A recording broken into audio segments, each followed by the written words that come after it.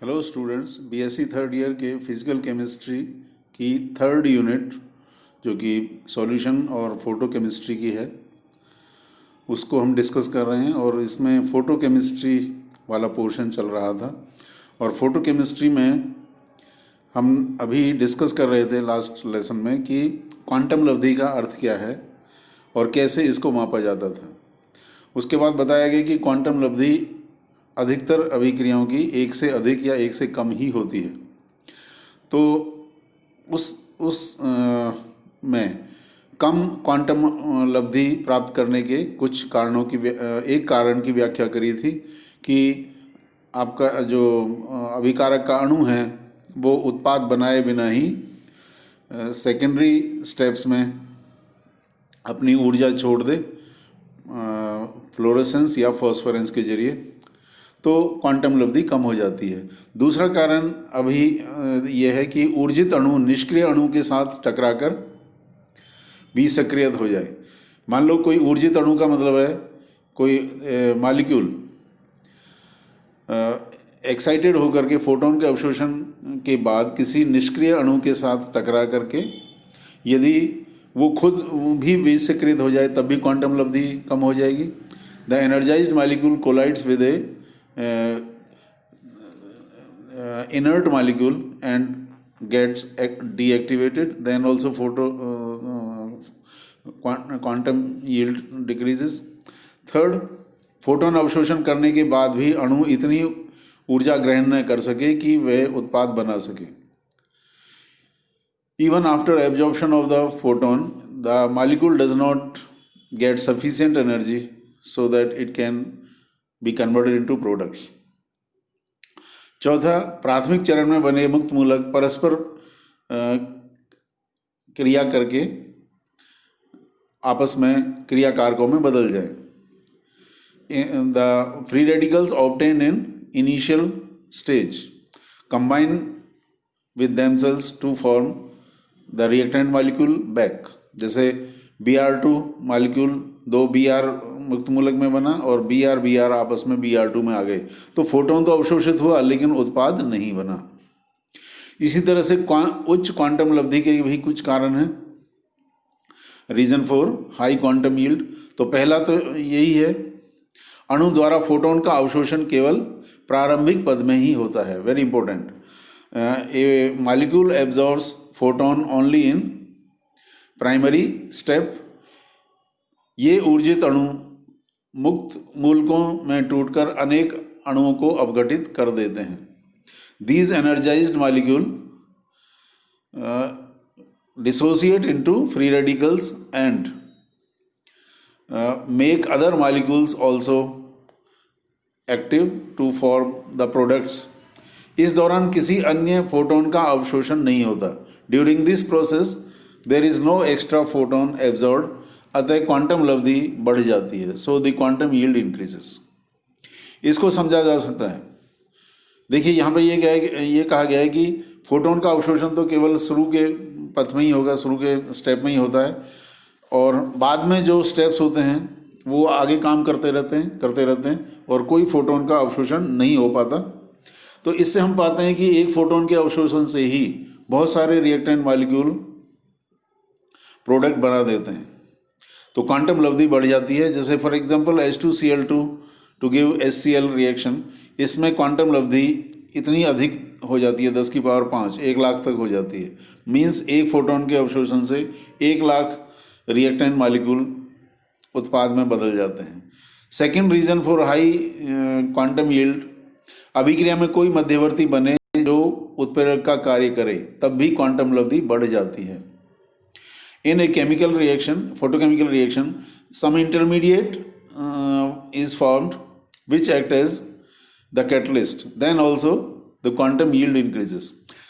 यदि कोई मध्यवर्ती उत्प्रेरक की तरह कार्य करेगा तो इसका अर्थ है कि अभिक्रिया की दर बढ़ जाएगी, जबकि फोटोन का अवशोषण उतना ही बना रहेगा, तीव्रता वही रहेगी, इसलिए क्वांटम लब्धि बढ़ जाएगी। ये दूसरा रीज़न था। तीसरा, यदि ऊर्जित अणु ऊष्मा उत्सर्जित करने लगे जिससे अन्य अणु भी ऊर्जित हो जाएं तथा सक्रियत हो जाएं, तब भी क्वांटम लब्धि बढ़ जाती है। the energized molecule emits radiation, and other molecules are also energized by this process, then also quantum yield increases. और फोर्थ रीजन है, प्राथमिक चरण में बना ऊर्जित अणु अन्य अणुओं से टकराकर अपनी ऊर्जा स्थानांतरित कर दे, तब भी क्वांटम लब्धि बढ़ जाती है.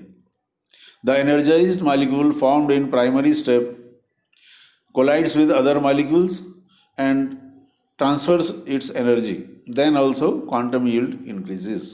तो क्वांटम यील्ड, उच्च क्वांटम यील्ड के कुछ उदाहरण हैं H2 + Cl2 to give 2HCl. इसमें क्वांटम लब्धि 10 की पावर 5 1 लाख तक होती है. H2O2 का डिसोसिएशन H2O + O2 में, ये इसमें क्वांटम लब्धि 7 हो जाती है. तो इसी तरह से और भी हैं. सो ये कुछ क्वांटम लब्धि बढ़ने के कारण थे. नेक्स्ट टॉपिक इसमें जेवलेंस्की आरेख, बहुत ही इंपॉर्टेंट है एग्जाम पॉइंट ऑफ व्यू से, not only in physical but in organic chemistry also.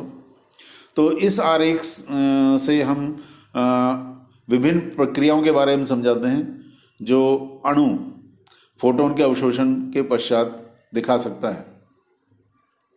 या तो वो उत्पाद में बदलेगा या वापस लौटेगा.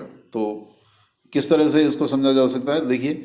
इस आरेख द्वारा क्रियाकारी अणु द्वारा प्रकाश अवशोषण तथा इसके बाद होने वाले विभिन्न प्रकाश भौतिक व प्रकाश रासायनिक प्रक्रमों को समझाया जा सकता है.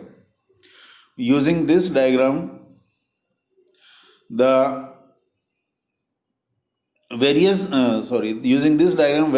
various photophysical and photochemical processes can be explained upon absorption of light radiation by the reactant molecule. इस डायग्राम को देखिए, ये लोएस्ट एनर्जी लेवल है S0, और S0 में ये विभिन्न कंपन अवस्थाएं हैं, ये जो दिखा रखी हैं. ये फर्स्ट कंपन है, ये S0 है. ये S0, this is S1, this is S2.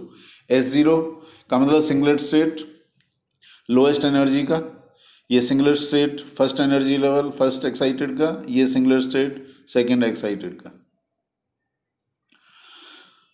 तो इसकी, और ये जो हॉरिजॉन्टल लाइन है ये इनके कंपन स्तर हैं, वाइब्रेशनल लेवल्स हैं, जैसा कि स्पेक्ट्रोस्कोपी में आपने पढ़ा होगा. तो जेवलेंस्की आरेख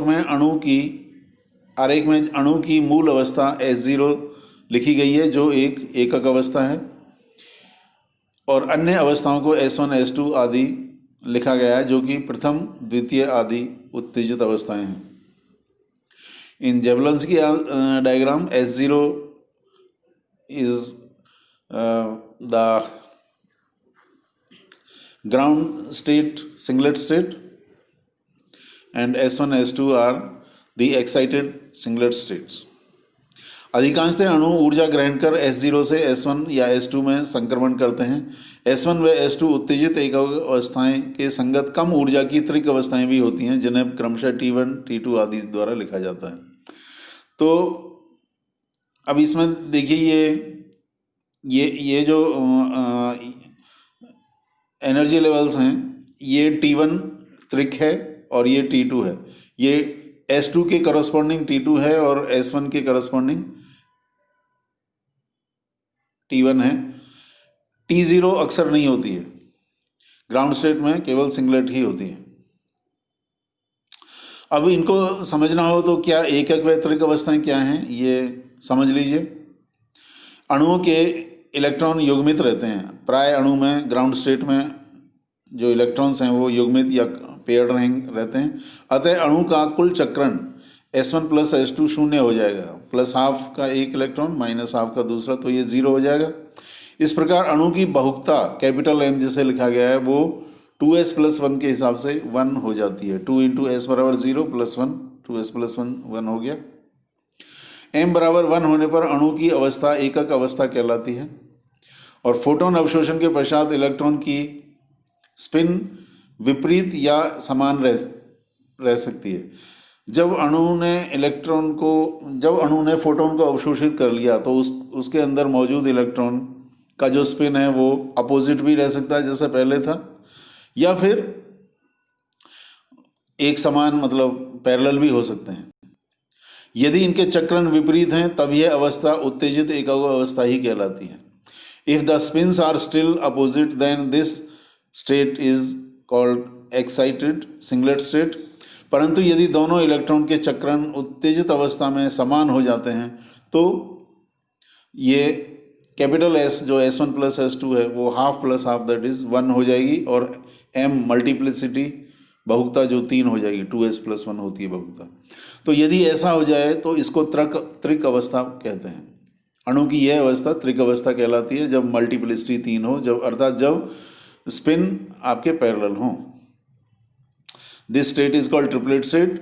त्रिक अवस्था की ऊर्जा संगत एकक अवस्था की ऊर्जा से सदैव कम होती है, क्योंकि त्रिक अवस्था में इलेक्ट्रॉन प्रतिकर्षण कम होता है।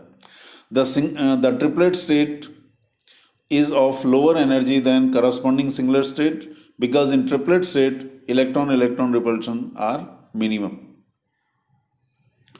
तो और मैं समझा देता हूँ, यदि इस तरह का स्पिन है, ये अब पेयरिंग होती है जब इलेक्ट्रॉन की, तो इस तरह होता है। तो यहाँ पे एक को प्लस हाफ और एक को माइनस हाफ ले सकते हैं हम स्पिन को।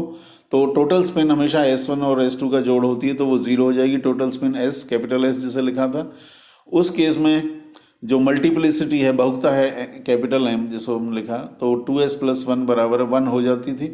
लेकिन यदि स्पिन इस तरह से हो, पैरेलल हो, एक इलेक्ट्रॉन इधर है और एक इलेक्ट्रॉन इधर है,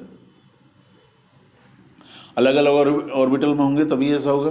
तो S1 और S2 दोनों समान होंगे, हाफ प्लस हाफ या माइनस हाफ माइनस 1 हो जाएगा या प्लस 1 होगा। तो मल्टीप्लिसिटी में जब करते हैं तो कैपिटल S जो स्पिन है उसको परम मान ही रखते हैं, तो माइनस 1 को भी 1 रखा जाएगा, तो मल्टीप्लिसिटी 2s प्लस 1 के नियम के अनुसार 3 हो जाएगी, और उसको ही ट्रिपलेट स्टेट बोलते हैं। तो समान बहुगता की अवस्थाओं में संक्रमण अनुमत होते हैं, जबकि असमान बहुगताओं की अवस्थाओं के मध्य संक्रमण वर्जित होता है। हाँ,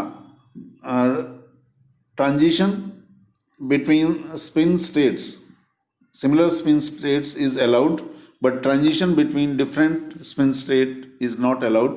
अर्थात यहाँ पे हम ये कहना चाह रहे थे कि S0 से आपका जो अणु है वो S1 स्टेट जा सकता है, S2 जा सकता है, और यदि S3 है तो वहाँ जा सकता है।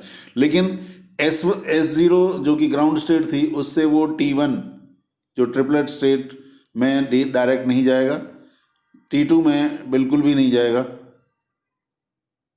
क्योंकि S और T समान बहुगता के नहीं हैं। तो ये है। अब अणु के लिए 2 स्थितियां हो सकती हैं। The molecule can have 2 situations now. अणु मान लो S2 में चला गया, S2 अवस्था से ऊर्जा खोकर उसी बहुगता की निम्न ऊर्जा में आ जाए। सपोज S2 लेवल तक चला गया तो वो ऊर्जा को छोड़ करके S1 में आ सकता है, और वो ऊर्जा छोड़ना उसका 2 तरह का हो सकता है, या तो विकिरण की ऊर्जा छोड़ दे या फिर ऊष्मा की ऊर्जा छोड़ दे। विकिरण की ऊर्जा को यहाँ पर सीधी रेखा द्वारा दिखाया गया है। देखिए ये आपका अणु S2 में चला गया, S2 से S1 में आ रहा है, या तो ये स्ट्रेट लाइन से हमने दिखाया। स्ट्रेट लाइन का मतलब है फोटोन का उत्सर्जन हुआ है, और वेवी लाइन का मतलब है ऊष्मा का उत्सर्जन हुआ है।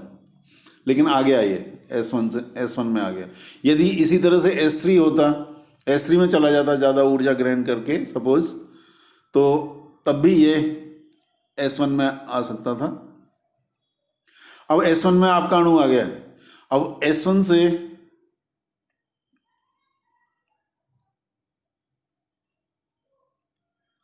हाँ, ये S2 से ये S1 में आ गया, चाहे ऊर्जा विकिरण की ऊर्जा छोड़ करके या ऊष्मा की ऊर्जा छोड़ करके।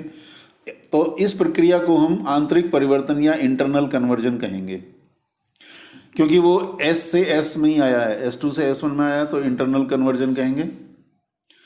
अब ओके, आंतरिक परिवर्तन T से T में जाए तब भी आंतरिक परिवर्तन। यदि अणु S1 से संगत T1 त्रिक अवस्था में जाए तब इस अवस्था को हम अंतरतंत्र लंघन कहते हैं।